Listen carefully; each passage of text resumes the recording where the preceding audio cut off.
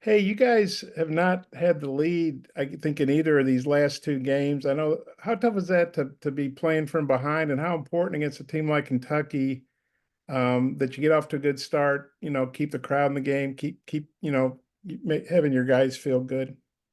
Yeah, certainly getting off to a good start. We were able to do that against Texas A&M. I thought it helped fuel our confidence.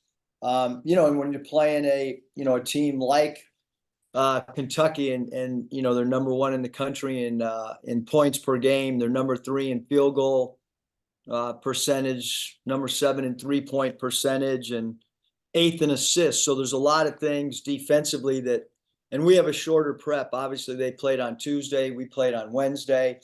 The shorter prep time, is a factor as well. So we've got to have a really good practice today.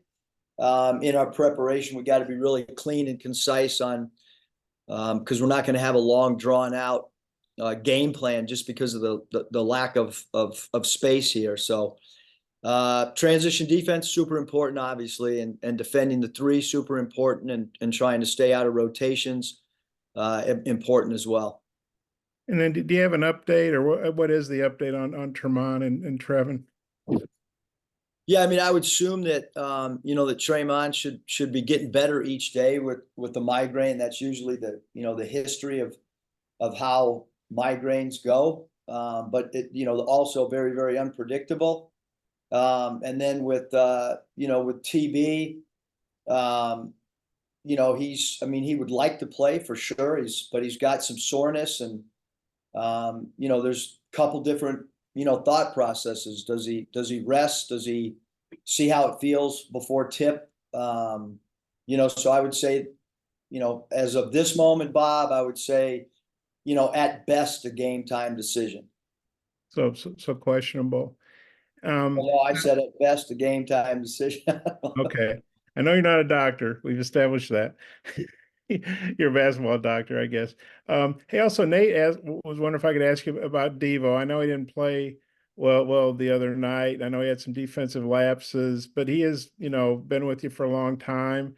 Uh, does he figure into the game plan?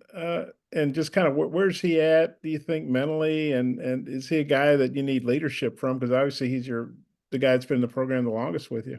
Yeah, I think leadership starts with every returning player. Leadership in the locker room, leadership on the floor. I think right now, we need all of our, main rotation guys to play well. I mean, we've, when you look at our stats individually and as a team, they've got to improve, in a lot of areas on both sides of the basketball. I mean, we looked at deflections last game, and Joseph Pinion and Denaje Harris led us in deflections. And so we got to improve. We got to get better. We've got to the deflections is just a small part of the game, but it's we went back and charted, and those two guys are the two guys that led us in deflections, which is a little bit surprising. Good for those two guys, but so yeah, we're playing the number one offensive team in the country, a team that's got a ton of pros, a program and a team. I think Coach Calipari is an incredible coach. Love what he's done with this team and the spacing that they have and the pace that they play with, and he's constantly adjusting and tinkering and I mean, this team's a fun team to watch. I don't know if you want to say that, when you're playing a 40-minute game against them, but when you're not playing them or preparing for them, they're super cosmetically pleasing to watch, super talented. I think the biggest thing that stands out is with all that talent, with the NBA players that they have on their roster, is where they line up with in the country in assists. I mean, 8 assists. So they're doing a great job sharing the ball. Yeah. I got a couple more, but I'll turn it back to Mike if you have time to come back around to me. Thanks. Scotty. Yeah. Hey, Coach, where do you place the importance in this game on transition defense for you guys, and then identifying shooters, when Kentucky does get out and runs the tempo numbers up there nationally? Yeah, I mean, I think obviously Scotty, I mean, number one, we have deep offensive rebound all year. So I don't know why we'd start, this game. So we should be good in transition defense if you're not going to the glass. We have had, too many sequences where we got guys in no man's land. They're not going to the glass and they're not getting back. That's, equates to our record, in league play. So transition defense for sure. Will it be emphasized today? Absolutely. Identifying shooters. Yes. Who are the shooters? 21 Wagner, Dillingham 0, Reeves 12, Shepard 15. Edwards can make a 3. Mitchell at the 4. And then obviously the big guy 44. All those guys are red shooters. We got to get to them, close airspace on them, and contain the basketball in transition. That sums it up right there. I'm curious. I think you've mentioned that Now you got to go do it, Scotty, or not Yeah. you. But we have to go execute that. I don't think I could do that, to be perfect. I'm not so sure you couldn't do it as well. Yeah, maybe at times. I'm curious. I think you've mentioned your relationship with Coach Cal is pretty good. How is that, I guess, bond that you guys have kind of maybe developed over time? Just a long history. It started, he used to do he had a group of coaches come in Memphis. It was like a coaching clinic seminar, closed door with just a small group of coaches. And then obviously the international stuff is maybe where I got an opportunity to spend a lot of time with them. Obviously he took my job with the Dominican Republic, and I never got a chance to coach Karl Anthony Towns, but somehow he was on the Dominican team that next year after I left, and he was there.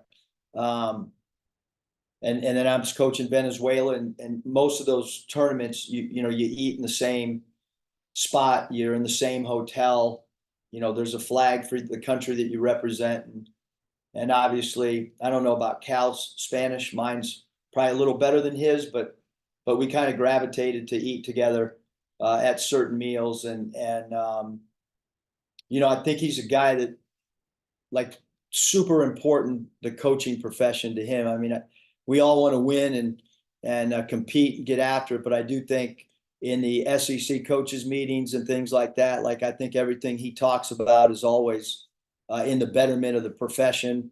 I think he's super creative. His ideas about trying to create some type of summer league like the NBA has, to do that in August, super creative, and his winning goes without saying. So tremendous respect. I look at him as a friend, a mentor, somebody that you seek advice from when you need it, and love how his teams are playing this year. Hutch. Yeah, Coach, you mentioned Joseph Pinion a minute ago with his deflections. Just, has he earned himself some more playing time moving forward? And what do you need to see from him so he can maybe have consistent minutes the rest of the way? I think defensively, Hutch is the big thing, keeping the ball in front of him. And I think he's done a much better job. He's getting low defensively. He works every day. He follows a game plan. You look at his minutes, he's been, as productive, if not more productive in his minutes than a lot of guys that are playing more minutes than him. So certainly we've talked about that. The good thing is, our staff, I got great confidence when I look around the room when we meet, because again, we get to watch these guys in practice, all of them. You talk about Keith Smart, 3-time NBA former head coach. Anthony Reuter's been in the G League. Even Tommy Abenauer, has G League experience and college experience. Todd Lee is a college head coach. Michael's been, with us since our winning at Nevada, and is growing in his career, as he had the opportunity to work with the Cavaliers this summer. So all of us get to answer your question, Hutch. I'm getting opinions from a lot of really good, coaches. Anthony Reuter, Fort Wayne, Matt Ant. So these guys come from incredible backgrounds, and we're talking about all the stuff that a lot of the things that you guys are asking to try to come up with the correct answers. But Joseph has done a great job, and Obviously I'm searching. I mean, you can go back through every team I've ever coached, and I've never thrown 12 or 13 guys in a game, let alone a half.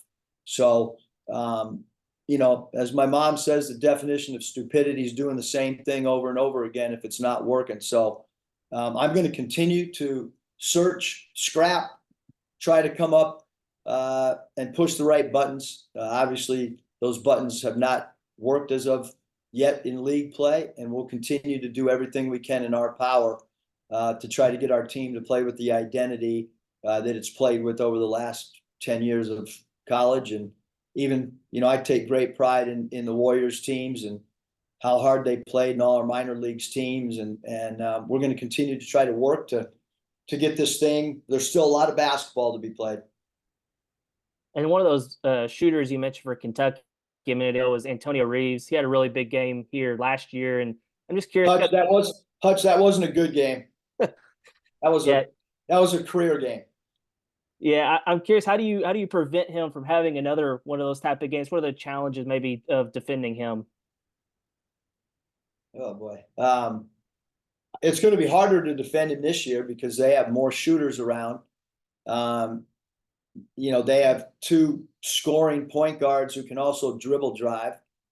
You got to chase him off screens. I mean, they run some floppy action. We've got to chase him off the single double screens. We got to get to him at the 45-degree angle on their pitch aheads in transition when they throw ahead to him. Baseline out of bounds, he's got a nice floater. They'll run a BOB play that gets him right in a sweet spot for a runner. So there's a multitude of things we got to do. You got to have a hand in his shooting eye space as well. Okay, Bob. Yeah, Eric, what are your thoughts on game day being here? I know, this maybe in the best time and you guys are uncharacteristically struggling, but do you see it as a positive, or does that add excitement, or just what's your take on game day being here? Yeah, no, I take it's awesome. Obviously, you're talking about the A+ crew. You're talking about incredible exposure for the men's basketball program, incredible exposure for the university, incredible for the university. For one day, the University of Arkansas, and leading up to, all you got to do is turn on ESPN, and there's commercials running over and over and over about game day coming here. So what that monetary value is for the school, for the program, I don't know. I'm sure somebody out there can come up with some type of one, but great exposure. It's awesome. As I've texted many of our former players, and if I could text all of our fans, game day is coming based on what's happened here the last 3 years. And even in year one, the enthusiasm and the effort to think about how hard Adriel Bailey played as a 6'6" center and the battles that he had being undersized. Game day is here based on, in my opinion, I'm not in their production meetings, but I'm assuming when the decision was made to come here, it was based on what's happened here over the body of work with the past teams and probably not just the past teams since I've been here, but the teams that Coach Anderson had, the teams that Eddie Sutton had, the team that Nolan Richardson's had, all that stuff has Arkansas on a platform that's a really good spot, even when we're having a year that we would like to have more wins than what we currently have. You started to say for one day Arkansas, then you didn't finish it. I think that's probably a good quote if you could finish it. You said Bob, for one day Arkansas. Have you not noticed that I stop mid-sentence on a lot of things? Yeah, sometimes, but I don't want to do ... I'd like to hear you finish the quote. Help me out. What was the quote again? You started to say for one day Arkansas, and I think I know what you were going to say, but I obviously can't. Yeah, it's on the forefront of the college basketball world. It's on, it's got a platform unlike anything else. I've never been a part. I haven't done this a long time, but I have not been a part of game day. So certainly for our players, it should be a once in a lifetime experience. None of our current players have had that spotlight. And look, we're also on because we're playing Kentucky. I mean, that's part of this thing too. I mean, you're talking about a team that's 14-4, has a ton of NBA players that are going to go on to the next level in a few months. And you're talking about Coach Calipari. And when Coach Cal and the Wildcats come into a building, buildings are sold out. And credit to them. Thanks to the SEC, we're playing them on a weekend, which is, when game day happens. I know you're not happy. The players aren't happy. Nobody's more pissed off than y'all, but the fans obviously aren't happy either. But do you feel like they'll respond and come out and understand, it's a tough year right now and you guys need the support, and they'll show up like they have in the past? I mean, I hope so. Yeah. This is, to be able to watch a team like Kentucky, my house is full. Bunch of people flew in from Reno. People are flying. 2 guys are coming in from Minnesota. Yeah, so this is I would assume, just based on my staff, my son's got someone coming that works for the Jazz that's a friend of his, and yeah, I mean, everybody's house is full with people flying in from all over. So I would assume that the place will be rocking. Pre-game, now it's up to our team to go out and play and keep the crowd involved. That's what has to happen. And we know it's been rough SEC play, but you guys beat Duke, you beat Purdue, you had a great half against A&M. What's the team's mindset, and do you feel like they kind of be galvanized for this game? Yeah, I mean, as a competitor, Bob, I think, and I've talked about it before games, like, you can never take for granted. I mean, every one of our games is on national TV. Everywhere we play, there's been good crowds. I mean, you shouldn't get any more up for, Purdue, Kentucky, A&M. That's the job of a consistent competitor. Consistent competitors get up every single game. But I don't want us to be consistent in what we've done the last few games. So we do want to change, and Kentucky should grab your attention when you look at their numbers, and you better bring your A game with the way that they're scoring the basketball. Yeah, they obviously had a rough game against South Carolina. Probably shows that what South Carolina did here wasn't a fluke. They're pretty good, but they beat Kentucky by 17. What do you think about that game, and what do you think that does to Kentucky's mindset coming in here? Well, I mean, I know Coach Cal well enough that after a loss, I mean, they're going to be sky high, ready to play. That's for sure. South Carolina is really, really good, and we talked about it as a staff before the game, how good they were. They're super well coached. They're super connected. I have not looked at the attendance numbers. I'm assuming South Carolina probably had over 17,000. And, they won a home game in front of a great crowd. Unfortunately, when a team comes off a loss like that and they're really talented, it usually brings them together. And so I'm going to assume Kentucky's going to play as well as they have all year and be as ready to play this game coming off of a loss. I just got one more. You got a winning record against Kentucky in multiple games. I don't know the numbers, but there can't be too many guys that have a winning record when they play Kentucky a few times. What are your thoughts on that? I mean, nothing other than the fact that we've had some past teams that were super talented, super focused, and very competitive. When we've played NCAA tournament games, or when we've played, games like Kentucky, and we've had past groups that have really risen to the occasion. And I think that, when we've played Kentucky, our players have like incredible respect, and we'll see if that trend continues tomorrow. Okay, well, good luck. Appreciate your attitude. Thanks, guys.